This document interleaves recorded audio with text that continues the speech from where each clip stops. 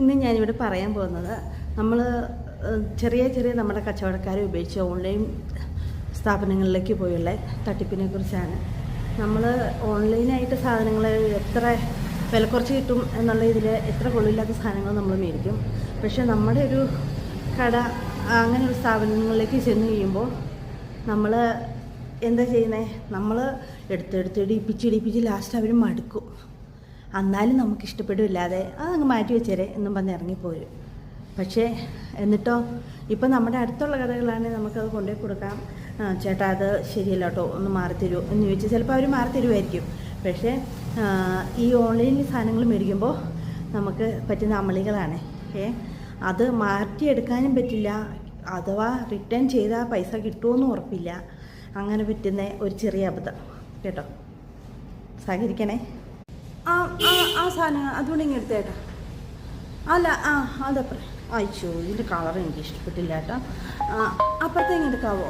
അതും കൂടെ അതിൻ്റെ മേളിൽ 10-30 സാരി എന്ന് പറഞ്ഞിട്ട് തന്നെ ആയിട്ടാ കാര്യം. നമുക്ക് ഇഷ്ടപ്പെട്ടാലേ എടുക്കാൻ പറ്റുള്ളൂ.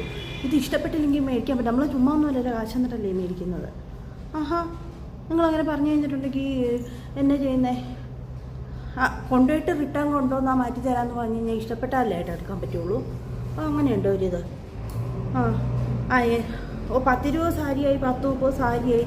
പക്ഷേ അതൊന്നും പറഞ്ഞൊരു കാര്യമുണ്ടോ? നമുക്ക് നോക്കി ഇഷ്ടപ്പെടണ്ടേ? സാധനങ്ങൾ ഇഷ്ടപ്പെട്ടാലേ നമ്മൾ ആരാണെങ്കിലും മേടിക്കുകയുള്ളൂ. എടുത്ത് കാണിക്കാനോ ബുദ്ധിമുട്ട്. എന്നാൽ ആ സാരി അങ്ങ് മാറ്റി വെച്ചേരെ.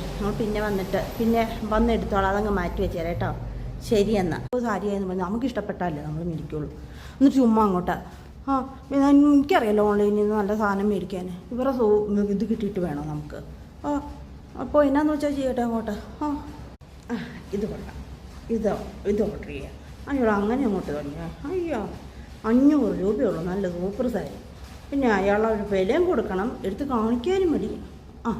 ചെയ്തിട്ടുണ്ട് ഇട്ടിട്ടുണ്ട് കേട്ടോ. അങ്ങനെ ഇന്ന് ശരിയാക്കാൻ സാരി വന്നിട്ടുണ്ട് കേട്ടോ. നമുക്ക് കാണാവേ. പായ്ക്ക് ഓപ്പൺ ചെയ്ത് നോക്കട്ടെ കേട്ടോ. എന്തൊരു അയ്യോ ദേ പിന്നിപ്പോയേക്കുന്നു. ഈശ്വരാ, ചേട്ടൻ്റെ കടയിൽ നിർത്താൻ ഇനി കല്യാണത്തിന് ഞാൻ എന്തെടുക്കും? ഈശ്വരാ, ഞാൻ എന്തെടുക്കും?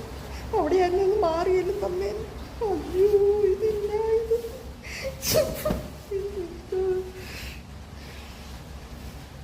അയ്യോ എനിക്ക്